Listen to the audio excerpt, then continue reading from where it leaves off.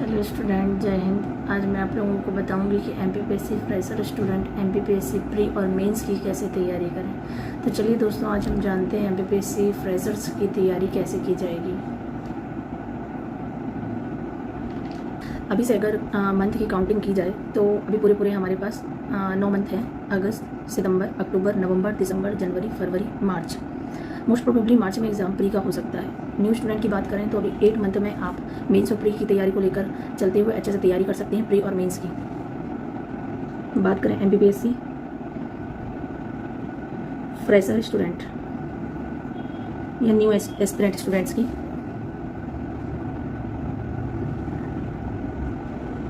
हम 2025 की तैयारी को लेकर सबसे पहले मैं फ्रेशर स्टूडेंट से बोलना चाहूँगी कि उनकी पहले सिलेबस की जो जानकारी है वो पूरी होनी चाहिए। सिलेबस कम से कम आपको 1 से 2 बार पढ़ा हुआ होना चाहिए। उसकी पूरी आपको समझ होनी चाहिए कि एमपीपीएससी का सिलेबस क्या बोलता है। एमपीपीएससी 3 चरण में होने वाली प्रक्रिया है। पहला आपका प्रारंभिक होगा, दूसरा आपका होगा मेंस, और तृतीयक होगा आपका इंटरव्यू।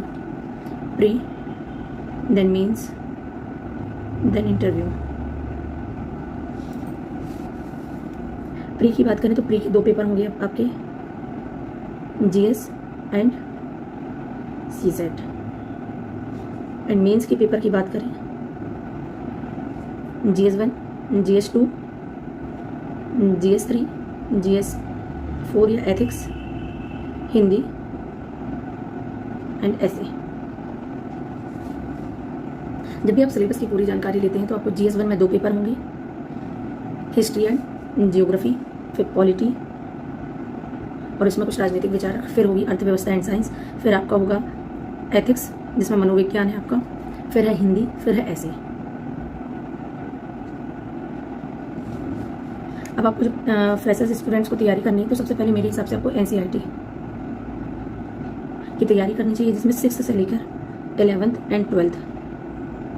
वैसे 11th तक की एनसीईआरटी सफिशिएंट है, जिसमें हिस्ट्री, जियोग्राफी, साइंस, पॉलिटी की तैयारी एनसीईआरटी से एक बार ज़रूर कर लें, ज़रूर करें। एनसीईआरटी के बाद आप कोई भी रेफरेंस बुक्स पढ़ सकते हैं, या किसी भी कोचिंग को अगर आपने ज्वाइन की हुई है, किसी भी कोचिंग के जो नोट्स हैं उनसे भी आप तैयारी अपनी स्टार्ट कर सकते हैं।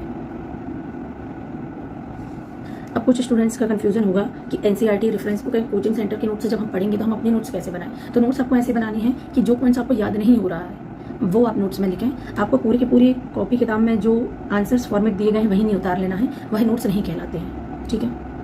फिर अभी से तैयारी के लिए 8 मंथ्स हैं।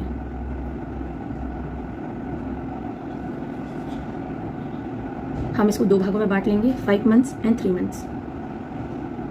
5 मंथ्स में हम पहले मेंस की तैयारी करेंगे, जिसमें होगी history, geography, polity, economy and science. ये वो पेपर हैं जो प्री में भी हैं, मेंस में भी हैं। हिस्ट्री को हम ऐसे पढ़ेंगे मेंस के हिसाब से कि हमारी प्री भी लगभग कंप्लीट होता जाए।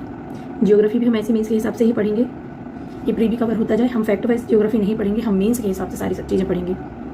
5 मंथ में हम हिस्ट्री, जियोग्राफी, पॉलिटी, इकोनॉमी और साइंस कंप्लीट कर लेंगे, तो समय आ जाएगा 3 मंथ का, मतलब प्री का। प्री के हिसाब से जब हम पढ़ेंगे तो ऑलमोस्ट हमारी history, geography, polity, economy and science लगभग प्री के फैक्ट उसमें कवर हो चुके होंगे।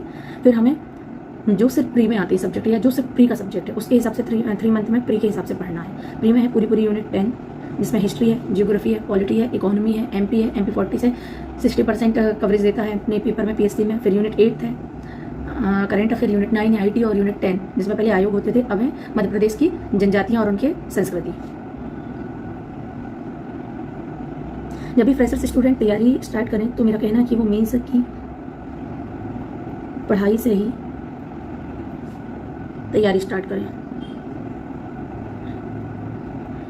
क्योंकि अगर आप सिर्फ प्री की तैयारी के हिसाब से एमपीपीएससी का एग्जाम निकालेंगे तो प्री तो आपका क्वालिफाई हो जाएगा, लेकिन मेंस क्वालिफाई करना बहुत ही मुश्किल हो जाएगा, या यूँ कहूँ कि मेंस क्वालिफाई नहीं होगा।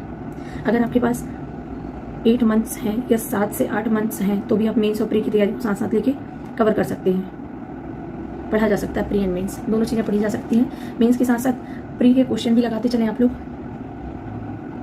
मेंस के साथ प्रीवियस क्वेश्चन देखें मेंस के ही कि कैसे PY क्यों प्रीवियस ईयर क्वेश्चन जो आए हैं मेंस में वो कैसे आए हैं।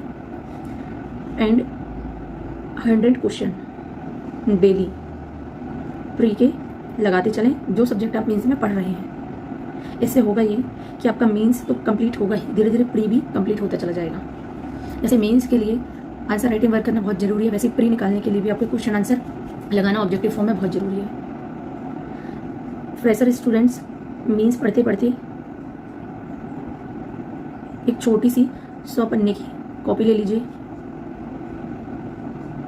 इससे होगा ये कि जो भी प्री के मेंस पढ़ने के दौरान प्री के जो भी फैक्ट मिलेंगे वो आप इस कॉपी में लिखते चले जाएंगे, तो उससे आपके नए फैक्ट एंड जो इंपॉर्टेंट फैक्ट है वो कॉपी में नोट डाउन होते रहेंगे। और ये फैक्ट वो फैक्ट होंगे जो आप भूलेंगे भी नहीं और परीक्षा के दौरान आपको काफ़ी काम आएंगे। तो ये थी MPPSC न्यू स्टूडेंट्स या फ्रेशर्स स्टूडेंट्स के लिए स्ट्रेटेजी। आपको पहले हिस्ट्री पढ़ना है, फिर ज्योग्राफी पढ़ना है। जैसे दोनों सब्जेक्ट कंप्लीट हो जाते हैं, एक एक महीने का टारगेट देना आपको, हिस्ट्री को 1 मंथ, ज्योग्राफी को 1 मंथ। जब हिस्ट्री आपकी 1 मंथ में कंप्लीट हो जाती है तो उसके क्वेश्चन देखने हैं, क्वेश्चन लगाने हैं और लिखने की प्रैक्टिस करनी है। फिर 1 मंथ जब ज्योग्राफी का हो जाएगा तो उसके क्वेश्चन देखने हैं, देन क्वेश्चन उसके लगाने हैं। ऐसे कर करके आपको science, economy and polity 1 month 1 month 1 month, ये हो गए 5 मंथ आपके। ऐसे ही आपको तीनों सब्जेक्ट में करना है। देन उसके बाद आपको प्री की तैयारी में जुट जाना है, क्योंकि मोस्ट प्रोबेबली फरवरी के लास्ट वीक या मार्च के फर्स्ट वीक में आपका MPPSC प्रीलिम्स एग्जाम कंडक्ट हो जाएगा। तो थैंक यू स्टूडेंट्स, मैंने आप लोगों को ये स्टडीज शेयर की है, आप देखिए और बताइए आपको कैसी लगी।